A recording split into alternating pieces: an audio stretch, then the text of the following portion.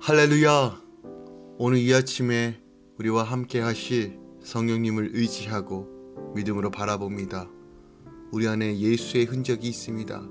십자가와 부활과 성령의 흔적을 따라 믿음으로 걸어갈 때 어떤 환경과 상황 속에서도 믿음으로 이겨낼 수 있습니다.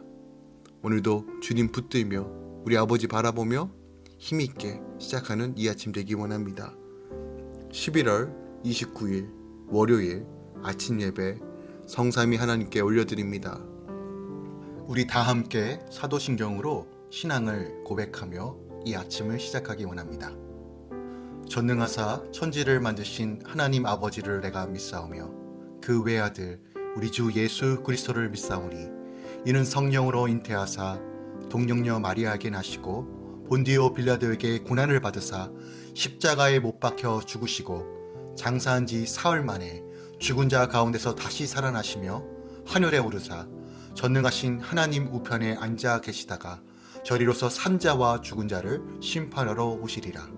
성령을 믿사오며 거룩한 공예와 성도가 서로 교통하는 것과 죄를 사하여 주신 것과 몸이 다시 사는 것과 영원히 사는 것을 믿사옵나이다. 아멘. 오늘 하나님의 말씀은 요한계시록 9장 1절부터 11절까지입니다. 요한계시록 9장 1절부터 11절까지입니다. 다섯째 천사가 나팔을 불매 내가 보니 하늘에서 땅에 떨어진 별 하나가 있는데 그가 무정행의 열쇠를 받았더라. 그가 무정행을 여니 그 구멍에서 큰 화덕의 연기 같은 연기가 올라오매 해와 공기가 그 구멍의 연기로 말미암아 어두워지며 또 황충이 연기 가운데로 붙어 땅 위에 나오매 그들이 땅에 있는 정갈의 권세와 같은 권세를 받았더라. 그들에게 이르시되 땅의 풀이나 푸른 것이나 각종 수목은 해하지 말고 오직 이마에 하나님의 인치심을 받지 아니한 사람들만 해하라 하시더라. 그러나 그들을 죽이지는 못하게 하시고 5달 동안 괴롭게만 하게 하시는데 그 괴롭게 함은 정갈이 사람을 쏠 때에 괴롭게 함과 같더라. 그날에는 사람들이 죽기를 구하여도 죽지 못하고 죽고 싶으나 죽음이 그들을 피하리로다. 황충들의 모양은 전쟁을 위하여 준비한 말들 같고 그 머리에 금 같은 관 비슷한 것을 썼으며 그 얼굴은 사람의 얼굴 같고 또 여자의 머리털 같은 머리털이 있고 그 이빨은 사자의 이빨 같으며 또 철 호신경 같은 호신경이 있고 그 날개들의 소리는 병거와 많은 말들이 정전토로 달려가는 소리 같으며 또 정갈과 같은 꼬리와 쏘는 살이 있어 그 꼬리에는 5달 동안 사람들의 해하는 권세가 있더라. 그들에게 왕이 있으니 무정행의 사자라. 히브리어로는 그 이름이 아바돈이요 헬라어로는 그 이름이 아볼루온이더라. 아멘. 하나님의 말씀입니다. 오늘은 5번째 나팔 재앙에 대한 묵시가 기록되어 있습니다. 본문의 말씀을 조금 더 절별로 살펴보도록 하겠습니다. 먼저 1절부터 3절은 다섯째 천사가 나팔을 불자 하늘에서 떨어진 별 곧 무정행의 열쇠를 받은 사단이 무정행을 열자 그곳에서 빽빽한 연기와 더불어 정갈같이 고통을 가하는 권세를 가진 황충떼가 땅으로 올라온 사실이 기록되어 있습니다. 무정행은 마귀들의 거처요 지옥인데 거기서 정갈의 권세를 받은 황충이 이 연기 가운데로부터 나온 것입니다. 그가 연기와 어둠을 빛이신 주의 말씀을 가리니 사람들이 말씀을 보지도 듣지도 못하여 그를 따르게 되는 것이죠. 하나님 없이 내가 별이라고 생각하며 살다가 추락하면 끝없는 구렁텅이로 떨어지고 슬픔과 허무와 거짓 사상에 사로잡혀 우울에 빠지게 되는 것입니다. 힘든 환경을 말씀으로 해석하지 못해 남 탓을 하다가 진흙탕 싸움을 하는 것입니다. 이처럼 사단의 지배를 받으면 지옥 같은 삶을 살 수밖에 없음을 기억하길 원합니다. 4절부터 6절은 하나님의 인 맞지 않은 자들이 하나님의 명령을 받은 황충들에 의해 죽고 싶어도 죽을 수 없는 상황에 5달 동안 극심한 고통을 당한다는 사실이 기록되어 있습니다. 황충의 역할은 이마에 하나님의 인치심을 받지 않는 자들만 해야 돼 그들을 죽이지 못하고 5달 동안 괴롭게 하는 것입니다. 땅의 풀과 각종 수목은 해하지 말라고 하신 말씀처럼 황충에게 말씀대로 행하며 살아가는 자들을 해야 할 권세가 없습니다. 그러나 인침을 받지 않는 자들은 죽고 싶어도 죽지 못하는 고통을 겪는데 이 고통은 길어야 5달이면 그칩니다. 둘째 사망인 지옥을 모르면 작은 고통에도 쉽게 죽으려 하지만 인치심을 받은 자는 어떤 고통에도 죽지 않고 인내하며 감사할 수 있다는 거죠. 주인의 인침을 받지 않는 자들은 5달이라는 유예 기간을 주시고 황충의 고통을 겪게 해서라도 돌이키시려는 하나님의 사랑을 깨달아야 한다는 것이죠.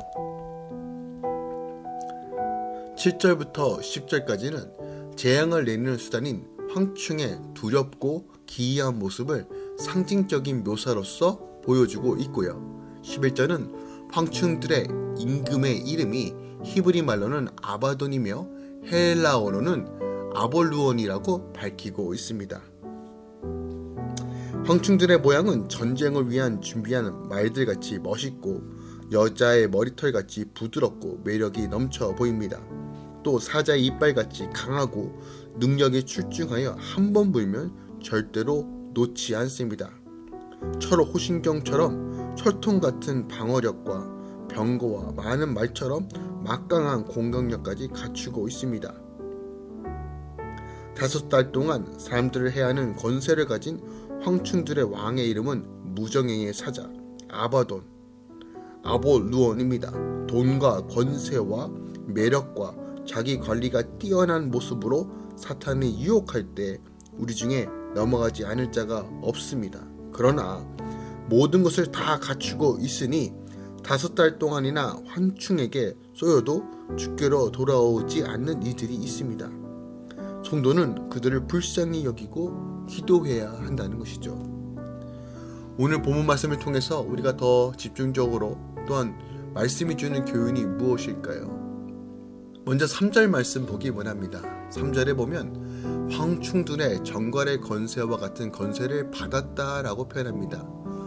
여기서 정갈의 권세와 같은 권세란 그것이 사람에게 치명적인 영향을 끼칠 수 있는 것임을 보여줍니다.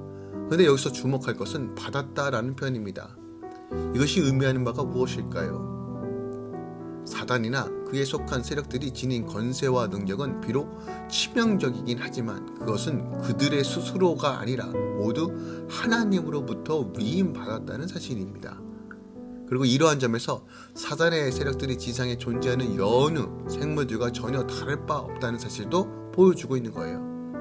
다시 말하면 지상의 모든 피조물들은 날카로운 이빨이나 보호색, 예민한 후각 등 생존을 위해 각자 독특한 능력을 하나님으로부터 받았는데 그렇다면 환충으로 상징되는 사단의 세력들이 받았다는 정갈의 권세 역시 이와 동일한 차원에서 우리가 해석할 수 있다는 거예요. 결국 모든 우주 만물을 통치하시는 분은 오직 하나님 한 분이시며 사단과 그에 속한 세력들 역시 제 아무리 강해 보인다 할지라도 결국 하나님의 영광과 뜻에 드러나기 위한 도구에 불과하다는 것을 오늘 요한계시록이 적발하고 드러내는 것입니다. 그러니까 사단이 아무리 강해 보인다 할지라도 두려울 존재가 아니라는 것이에요. 다 하나님의 도구에 불과한 존재들 뿐입니다. 영원까지 통치하시고 다스리시는 하나님의 권세 앞에 그 어떤 것도 비교할 수 없습니다. 그래서 4절에 보니까 사단이 아무리 날뛰어도 결국 하나님은 그의 백성들을 구원하여 주신다는 절대적인 사실을 선포합니다. 황충들에게 비록 정갈의 권세가 주어졌지만 오직 이마에 하나님의 인을 맞지 않은 사람들만 해하라는 명령이 주어집니다. 여기서 하나님의 인을 맞지 아니한 사람들이나 한마디로 하나님과 그리스도를 믿지 않는 자들입니다. 따라서 본절의 이 말씀은 앞서 하나님의 종들의 이마에 인을 치기까지 재앙의 바람이 불지 못하도록 하였다는 7인의 중간 계시와 상응하는 것으로 우리가 생각할 수 있습니다. 그리고 우리는 이러한 사실을 통하여 비록 사단의 세력이 이 땅에서 아무리 날뛴다 할지라도 성도들을 안전하게 보호받는다는 사실을 분명하게 선포하는 것이에요. 물론 이 말씀이 곧 성도들이 하여도 그 어느 재앙이나 고난도 받지 않는다는 의미는 아닙니다. 오히려 현실적으로 보면 육체적으로는 성도이기 때문에 더 큰 재앙과 고난을 당할 수 있습니다. 이것은 요한복음 15장 18절에서 19절에 말하고 있죠. 그 이유는 사단과 그의 세력들은 자기들의 때가 얼마나 남지 않았음을 알기에 기승을 부리며 성도들을 핍박하고 미혹하고 고난하기 때문입니다. 그럼에도 불구하고 이처럼 성도들의 보호와 안전을 성경이 확언하는 것은 궁극적으로 사단에게는 성도들을 해할 권세가 없으며 삶과 죽음의 모든 권세는 오직 하나님에게만 있다는 사실을 성경은 증거하고 있기 때문입니다. 또한 하나님께서 친히 당신의 백성의 성벽이 되어 주셔서 보호하시며 졸지도 않고 주무시지도 않으시며 항상 지켜주신다라고 시편 121편은 말하고 있습니다. 뿐만 아니라 일찍이 주님께서도 마지막 종말의 징조와 재앙을 말씀하시며 동시에 성도들은 머리카락 하나도 상치 않겠다고 분명하게 약속한 바 있습니다. 이것은 누가복음 21장 16절에서 18절에 기록되어 있습니다. 하지만 여기서 우리가 알아야 할 것은 여기서의 인칭과 그로 인한 구원은 육체적인 구원과 관계된 것이 아니라 종말론적 구원과 관계된 것이라는 사실을 알아야 합니다. 비록 성도라 할지라도 세상에서는 고난을 당할 수 있습니다. 아니, 성도이기에 세상 사람들에 비해 더 큰 고난을 당할 수 있습니다. 심지어 육체적인 죽음을 당할 수 있습니다. 실제로 많은 믿음의 선지들이 믿음을 이유로 핍박을 받고 죽임을 당하였습니다. 이것이 우리가 세상에서 육체적으로 당면한 현실입니다. 그러나 중요한 것은 사단과 그의 세력은 비록 우리의 육체를 해할 수 있어도 우리의 영혼은 어찌하지 못한다는 겁니다. 달리 말해서 하나님이 우리를 인치심으로 우리에게 확정된 구원은 어찌하지 못한다는 것이죠. 이것이 본절이 보여주고자 하는 진정한 의미입니다. 사랑하는 할렐루야 성도 여러분, 또한 함께 예배드리고 있는 성도 여러분, 앞으로 이 땅에는 지금보다 더 많은 어려움과 재난이 일어나고 그 와중에서 우리 성도들은 더 큰 고난과 어려움을 겪게 될 것입니다. 하지만 그러한들 우리는 결코 두려워하지 않거나 흔들려서는 안 됩니다. 그리고 우리는 진정 하나님의 백성이요 그 소유된 자로서 이마에 거룩한 성령의 인이 있음을 확신하고 믿음으로 바라보며 우리를 구원하여 주시는 그 하나님을 믿음으로 바라며 오늘도 담대히 나아가 하나님의 그 부르심에 합당한 삶을 살아야 할 것입니다. 오늘 이 아침에 다시 한번 우리가 함께 주님께 간구하고 기도하시다. 주님, 이 마지막 때 우리가 다시 한번 믿음을 지키고 어떤 순간에서도 우리를 지키시며 보호하여 주시는 불꽃 같은 하나님의 눈이 우리를 인도하신다는 그 사실을 믿음으로 바라보며 함께 걸어갈 수 있도록 믿음을 더하여 달라고, 성령 하나님 우리와 함께 해달라고 함께 기도하며 이 아침 시작하길 원합니다. 기도하겠습니다. 사랑하는 주님 감사드립니다. 이사야 43장 2절 말씀을 선포합니다. 내가 물 가운데 지나갈 때 내가 함께 할 것이라. 강을 건널 때 물이 너를 침몰치 못할 것이며 내가 불 가운데 행할 때 타지도 아니할 것이요 불꽃이 너를 사르지도 못하리라 하고 하신 이 말씀을 기억합니다. 주의 보호하심과 주의 다스림 가운데 우리가 있음을 기억합니다. 사단 마귀 권세도 절대 틈타지 못하도록 우리 지키시며 환경과 상황 가운데 좌절하고 넘어지는 것이 아니라 예수 그리스도의 이름으로 다시 일어서게 하여 주시옵소서. 할렐루야 성도들을 보호하여 주시고 우리 자녀들을 보호하여 주셔서 늘 믿음으로 걸어가며 나아갈 수 있도록 역사하여 주시옵소서. 이제는 우리 주 예수 그리스도의 은혜와 우리 하나님 아버지의 놀라우신 사랑과 성령님의 내주셨던 충만 역사하심이 오늘도 주님 바라보며 주님 의지하며 주께 속하였고 십자가의 영광과 그 부활의 권세와 능력으로 오늘도 믿음으로 걸어가는 모든 상황과 환경 가운데, 그리고 결단하고 기도하며 주님을 의지하는 모든 성도들의 삶 가운데 이제로부터 영원까지 함께 있을지어다. 아멘.